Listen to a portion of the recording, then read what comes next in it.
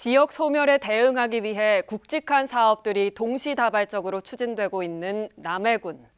민간과 공공 분야를 가리지 않고 지역 활성화 방안 모색에 사활을 걸고 있는데요.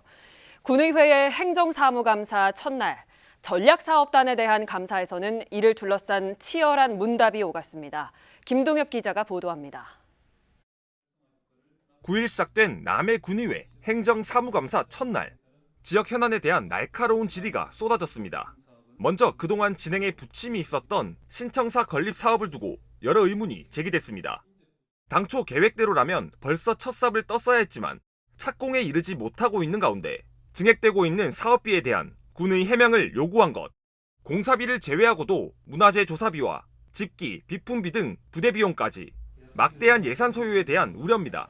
엔청사 철거비, 추가 문화재 조사비, 미술품 설치비, 집기 비품비, 추가 조경 공사비, 주변 진입로 공사비 등을 해서 한 1,200억이 더 들어간다, 그죠? 1,200억을 상회할 것으로.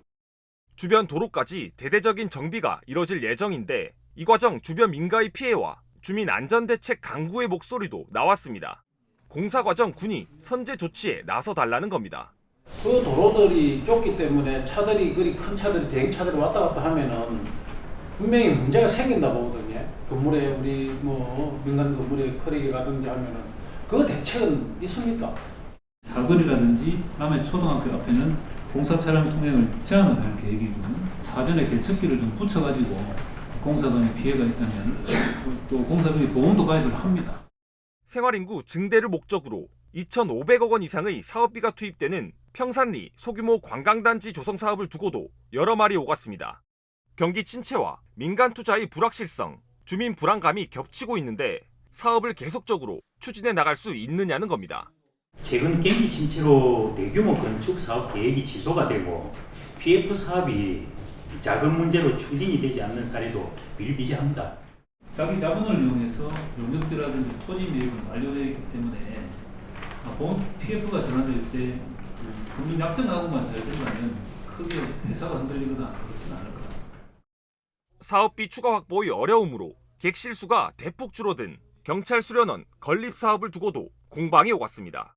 수련원의 위치를 감안하면 식당 등 상가 이용에 있어 여러 제약이 따를 수 있는데 기대했던 효과를 거둘 수 있겠느냐란 우려 섞인 지적에 대해 공사 전후의 경제 파급 효과를 모두 고려해야 한다는 답변이 이어졌습니다. 저희도 최대한 객실 확보를 100실 수준까지 올리는 걸로 계속 경찰청과 소통을 하고 있고, 이게 이제 개장이 된 이후도 좋지만 공사 기간 동안 지역 경제 활성화하는 그 효과, 그다음에 신규 고용 창출 그런 부분이 있고.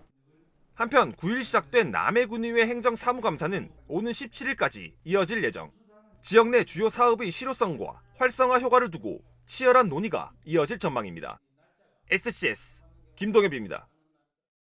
지역의 중요한 소식 어디서든 빠르게 확인하세요. 구독 버튼 눌러주시고 함께 해주세요.